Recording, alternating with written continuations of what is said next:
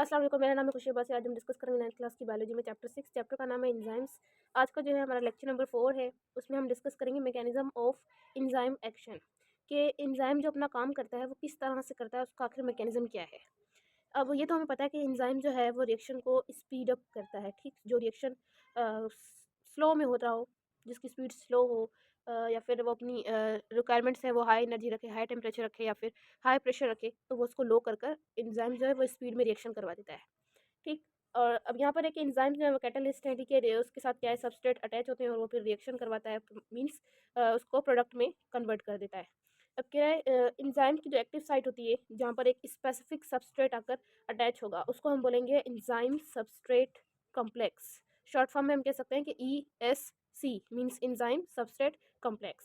उसके बाद क्या है कि जब वो प्रोडक्ट के अंदर कन्वर्ट हो जाएगा, फिर वो फ्री हो जाएगा, वो आप वहाँ से निकल जाएंगे। उसके बाद सेम रिएक्शन के सबस्ट्रेट दोबारा कर अटैच हो सकते हैं और वो रिएक्शन फिर दोबारा करेगा इस तरह से। ओके। अब क्या है कि ये एक एंजाइम है, उसके जो ऊपर ग्रीन पार्ट जो है ये क्या है कि ये सबस्ट्रेट है, और जो ये आपको खाली पोर्शन दिखाई दे रहा है ये हमारा एक्टिव साइट है। यहाँ पर आकर सबस्ट्रेट अटैच होगा, फिर हम इसको बोलेंगे कि ये बन गया एंजाइम सबस्ट्रेट कॉम्प्लेक्स। उसके बाद क्या है कि जब ये रिएक्टेंट प्रोडक्ट में कन्वर्ट हो जाएंगे, रिएक्शन हो जाएगा, ये अपना कलर चेंज कर देंगे, फिर हम इसको बोलेंगे एंजाइम प्रोडक्ट कॉम्प्लेक्स।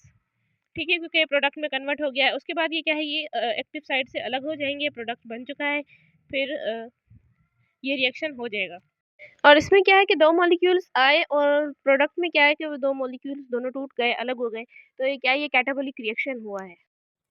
अब हमें ये देखना है कि ये रिएक्शन आखिर करता कैसे है, ये होता कैसे है।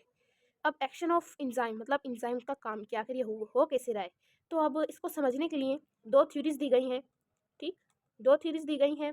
एक है लॉक एंड की मॉडल और एक है इंड्यूस फिट मॉडल। ये दो थ्योरीज दी गई हैं, और इन्हीं में से ही कोई एक सही है। अब बात कर लेते हैं लॉक एंड की मॉडल की। लॉक एंड की मॉडल की उसमें क्या कह रहा है कि इसको फर्स्ट जो बताया, इस थ्योरी को जो दिया है वो दिया है एमिल फिशर ने 1894 में। इसमें ये कह रहा है एंजाइम्स के पास ना बहुत ज़्यादा हाई स्पेसिफिसिटी होती है, एंजाइम्स के पास बहुत ज़्यादा हाई। और इस थ्योरी में ये कह रहा था कि एंजाइम्स के साथ जो सबस्ट्रेट अटैच होते हैं ना वो बहुत ही स्पेसिफिक होते हैं और कम्प्लीमेंट्री होते हैं जियोमेट्रिकल शेप में। मीन्स ये कह रहा है कि एंजाइम्स जो है ना वो काफ़ी रिजिड होते हैं, और उनका जो एक्टिव साइट है जहाँ पर सबस्ट्रेट आकर अटैच होगा वो भी मीन्स बहुत ही स्पेसिफिक होते हैं। ऐसा नहीं कि कोई भी सबस्ट्रेट आकर वहाँ पर अटैच हो जाए, स्पेसिफिक होंगे। और कुछ ही मतलब जो उसके साइज़ के साथ रिलेटेबल होगा वही सबस्ट्रेट आकर वहाँ पर अटैच हो जाएगा। जैसे कि ताला और चाबी में अगर हम देखें, यहाँ पे लॉक एंड की का मिसाल इसीलिए दिया गया है कि ताले के अंदर कोई भी चाबी तो फिट हो जाएगी, लेकिन उस लॉक को खोलेगी वही जो उसकी अपनी चाबी होगी। लॉक को तो वही खोलेगी। इसलिए यहाँ पर भी यही कहा गया है कि जो एंजाइम्स होते हैं वो काफ़ी रिजिड होते हैं और वो बहुत ही स्पेसिफिक होते हैं अपने सबस्ट्रेट के साथ। ठीक है, और इसको कहा गया है कि ये जियोमेट्रिकली कम्प्लीमेंट्री शेप में भी होते हैं। अब यहाँ पर ये इमेज दी गई है कि जो ग्रीन कलर का ये एंजाइम है, साइड में उसके एक्टिव साइट है। ये ऑरेंज कलर का ये सबस्ट्रेट है। ये क्या है कि ये रिजिड होते हैं और ये स्पेसिफिक है एक दूसरे के लिए, तो ये आकर इसके साथ अटैच होगा तो फिर रिएक्शन हो जाएगा। इसीलिए ये बिल्कुल फिक्स है और यही आपस में इसी टाइप का सबस्ट्रेट आकर इसके साथ अटैच हो सकता है।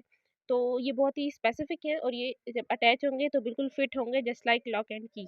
उसके बाद है उसके अपोजिट इंड्यूस फिट मॉडल। इसके अंदर ये क्या कह रहा है, ये जो दिया था ये दिया था डैनियल कॉशलैंड ने। ठीक है, इन 1958 में। इसमें इसने कहा था कि जो एक्टिव साइट होती है ना, एक्टिव साइट एंजाइम्स की, वो अपनी शेप जो है वो कंटिन्यूसली चेंज करती रहती है। मीन्स वो रिजिड नहीं, फ्लेक्सिबल होती है। ओके।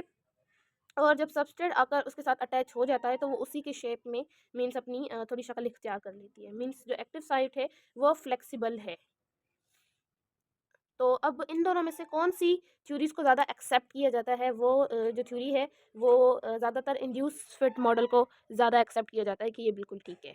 अब यहाँ पर ये इमेज दी गई है इंड्यूस फिट मॉडल की। इसमें क्या है, जो एंजाइम्स हैं उनकी जो एक्टिव साइट है उसकी शेप जो है ना वो सबस्ट्रेट जैसी बिल्कुल भी नहीं है। ये फिक्स नहीं है, इनमीन ये फ्लेक्सिबल है। ठीक है, जो सबस्ट्रेट है अभी फ़िलहाल ये अलग है। बाद में क्या है कि जब ये सबस्ट्रेट आकर इसके साथ अटैच होंगे फिर वो अपनी जगह बना लेंगे और ये फिक्स हो जाएंगे उसके एक्टिव साइट के अंदर। बाद में रिएक्शन होगा और ये दोनों मतलब 2 मॉलिक्यूल्स आए, ये दोनों एक मॉलिक्यूल बनकर फिर ये प्रोडक्ट में कन्वर्ट होकर ये आपस में फिर दोबारा से अलग हो जाएगा। तो ये कह रहा है कि ये जो एंजाइम है ये फ्लेक्सिबल होते हैं। अब इसमें 2 मॉलिक्यूल्स आए और वो एक प्रोडक्ट एक मॉलिक्यूल में कन्वर्ट हो गए, मीन्स 2 ने मिलकर एक मॉलिक्यूल बनाया। ये एनाबॉलिक रिएक्शन हुआ है।